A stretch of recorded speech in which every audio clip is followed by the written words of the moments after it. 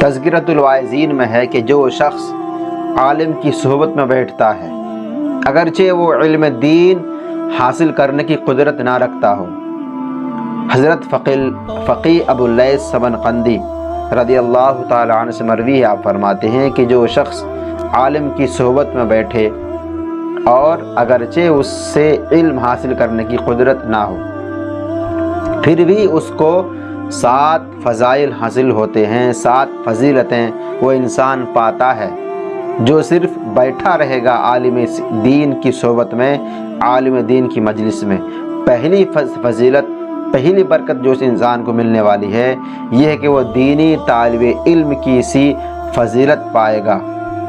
یعنی جو فضیلت طالب علم کو دی جائے گی، علم دین سیکھنے والوں کو جو فضائل و مناقب خدا کے اور اللہ کے رسول کی طرف سے بیان کیے گئے ہیں، جو برکتیں وارد ہیں،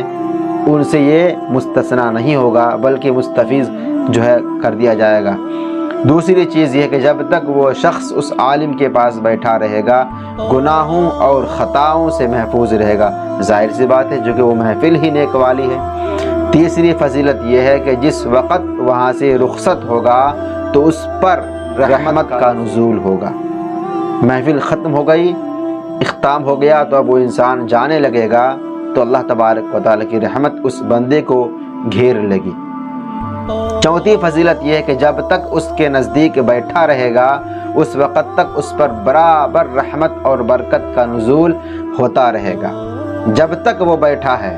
رحمت خداوندی میں نہا رہا ہے، اللہ تبارک و تعالیٰ کی رحمتیں اس پر جھما جھم برس رہی ہیں۔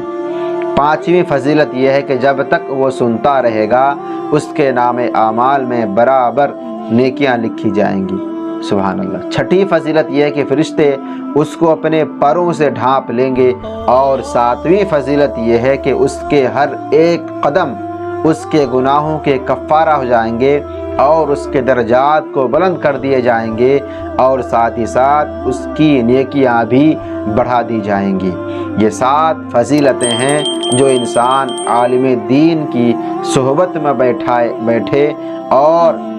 جو کچھ وہ بیان ہوتا ہے وہ صرف سنے، اگرچہ وہ انسان کی دل میں خواہش نہ ہو، یہ خواہش نہ ہو کہ میں علم دین سیکھنے جا رہا ہوں، صرف بیٹھ جاتا ہے تو اسے بھی 7 فضیلتوں سے جو ہے